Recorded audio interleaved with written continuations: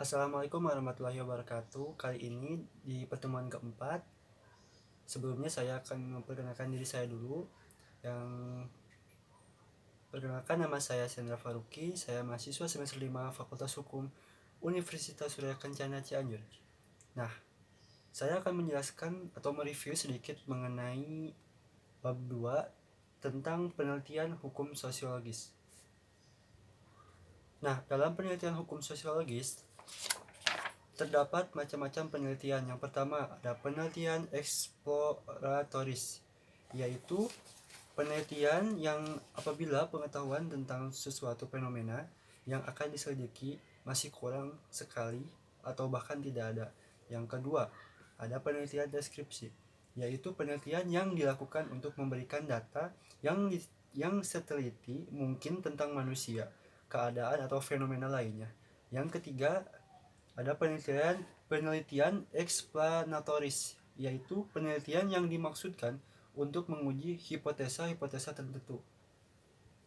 Nah, apabila kita berbicara mengenai berdasarkan bentuk penelitiannya, terdiri dari beberapa bentuk penelitian, yaitu yang pertama ada penelitian diagnostik, suatu penyelidikan yang dimaksudkan untuk mendapatkan keterangan mengenai sebab-sebab terjadinya suatu gejala atau beberapa gejala.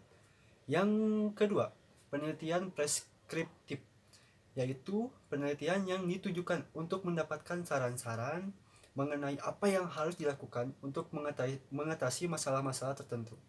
Dan yang terakhir ada penelitian evaluatif, yang dimana penelitian ini yang dilakukan untuk menilai program-program yang akan dijalankan.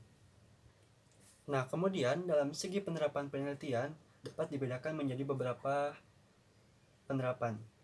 Yang pertama ada penelitian murni, yang kedua ada penelitian tahap terapan, yang ketiga ada penelitian masalah.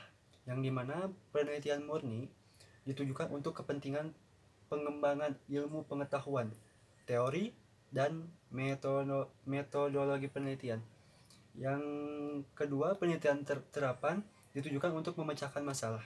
Sedangkan penelitian masalah, penelitian yang menghubungkan penelitian murni dengan penelitian terapan.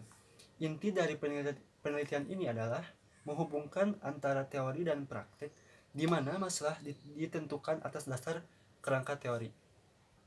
Kemudian berlanjut ke jenis dan sumber data.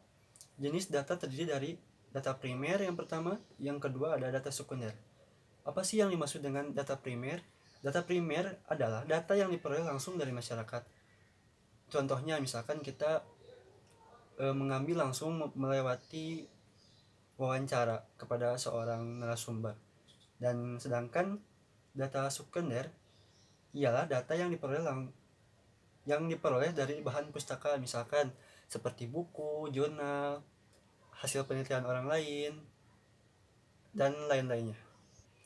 Nah, di dalam ilmu hukum itu sendiri terdapat bahan hukum terdiri dari, seperti sama yang sebelumnya saya jelaskan, ada bahan hukum primer yang pertama, yang kedua ada bahan hukum sekunder, dan yang ketiga ada bahan hukum tertier. Yang dimaksud bahan hukum primer ialah bahan hukum yang mengikat. Misalnya contoh, norma atau kaidah dasar seperti pembukaan Undang-Undang 1945 atau peraturan dasar batang tubuh Undang-Undang 1945 atau TAP MPR. Yang ketiga misalkan contoh lain, peraturan perundang-undangan. Yang keempat, bahan hukum yang tidak dapat dikodifikasikan seperti contoh hukum adat dan lain-lain. Yang kelima, ada jurisprudensi.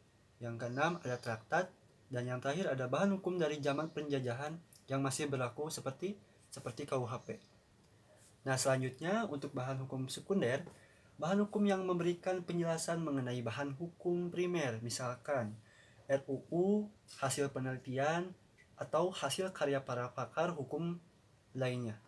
Dan yang terakhir adalah bahan hukum tersier. Bahan hukum ini yang memberikan petunjuk maupun penjelasan terhadap bahan hukum primer dan sekunder, misalkan seperti kamus, ensiklopedia, dan lain-lainnya. Dan yang terakhir adalah proses penelitian. Sebetulnya sih ini bukan yang terakhir, tetapi dalam pembahasan yang sebelumnya yang telah dipaparkan oleh Profesor Dr. Hajah Yani Nuraini SIMH, sebetulnya sih untuk materinya banyak, cuman saya akan meringkaskan sedikit lagi mengenai proses penelitian, yang dimana proses penelitian itu terdapat masalah, yaitu pernyataan yang menunjukkan adanya harapan dengan kenyataan, antara rencana dengan pelaksanaan, antara das Sollen atau das Sein. Apa itu das Sollen? Das Sollen itu adalah,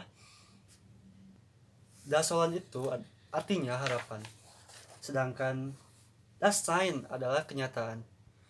Nah, atas dasar itu masalah harus dirumuskan. Yang pertama, secara jelas dan singkat. Yang kedua, harus limitasi atau terbatas. Yang ketiga, umumnya terbentuk kalimat tanya. Yang keempat, harus dapat memberikan petunjuk dalam pengumpulan data guna menjawab pertanyaan dalam perumusan masalah. Dan yang terakhir, harus secara signifikan.